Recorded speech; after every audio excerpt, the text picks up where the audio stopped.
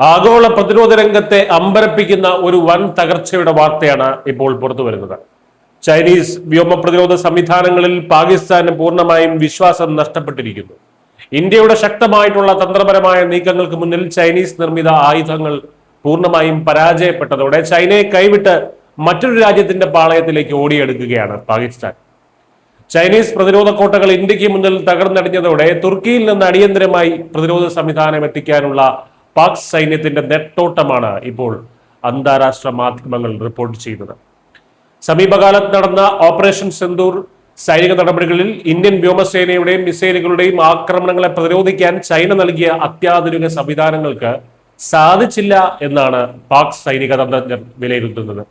നിലവിൽ പാകിസ്ഥാന്റെ പ്രധാന വ്യോമ പ്രതിരോധ കവചങ്ങളായിരുന്ന HQ-9, LY-80 എന്നീ ചൈനീസ് നിർമ്മിത മിസൈൽ സംവിധാനങ്ങൾ ഇന്ത്യൻ ആക്രമണങ്ങൾക്ക് മുന്നിൽ വെറും കാഴ്ചക്കാരായി മാറി. ഈ വൻ പരാജയമാണ് ചൈനയുമായിട്ടുള്ള ദശാബ്ദങ്ങൾ നീണ്ട ആയുധ പങ്കാളിത്തം ഉപേക്ഷിക്കാൻ പാകിസ്ഥാനെ നിർബന്ധിതരാക്കിയത്. ചൈനീസ് ഉൽപ്പന്നങ്ങളുടെ വിശ്വാസ്യത ലോകവേദിയിൽ ഒരിക്കൽ കൂടി ചോദ്യം ചെയ്യപ്പെടുന്ന അവസ്ഥയാണ് ഇതിലൂടെ ഉണ്ടായിരിക്കുന്നത്.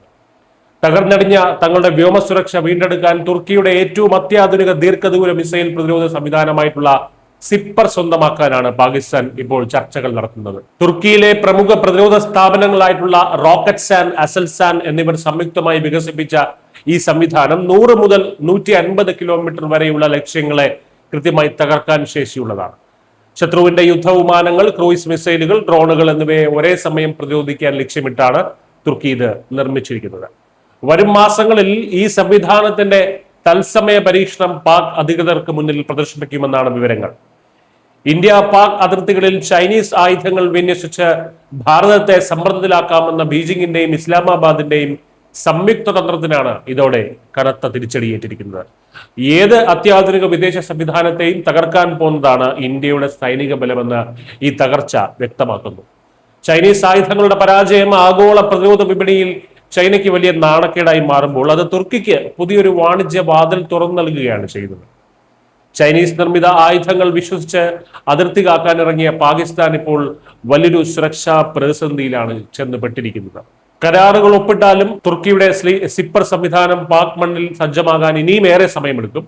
അതുവരെ ഇന്ത്യൻ അതിർത്തിയിൽ തങ്ങളുടെ വ്യോമ പ്രതിരോധം പൂർണ്ണമായും ദുർബലമാണെന്ന തിരിച്ചറിവിലാണ് പാകിസ്ഥാൻ.